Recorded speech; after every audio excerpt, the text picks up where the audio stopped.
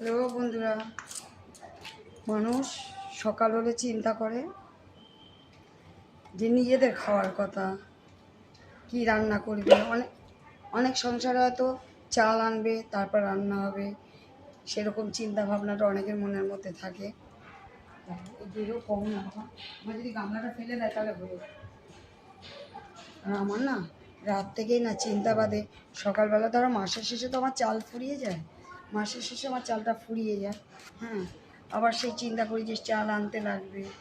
তাই বললাম, এক একজনের ভাবনা চিন্তা এক একজনের মতন। সবাই বেশ আনন্দে থাকে, ফুর্তিতে থাকে, ঘোরে ফেরে আনন্দ করে। হ্যাঁ, আমিও আনন্দ করি, আমি বলবো না, আমিও আনন্দ করছি, নাচছি, গাইছি, সব কিছুই করছি। কিন্তু এর মধ্যেও তো না আমার মাথার মধ্যে না যথেষ্ট না টেনশন থাকে যে আমি যদি একটা দিন যদি এদের খেতে না দিই না, তাহলে না এদের মুখে না ভাত ঢুকবে না। হ্যাঁ, এই বাচ্চাগুলো না বসে থাকে দুটো খাওয়ার জন্য, সেই চিন্তা ভাবনাটা সবার মধ্যে আবার আসে না।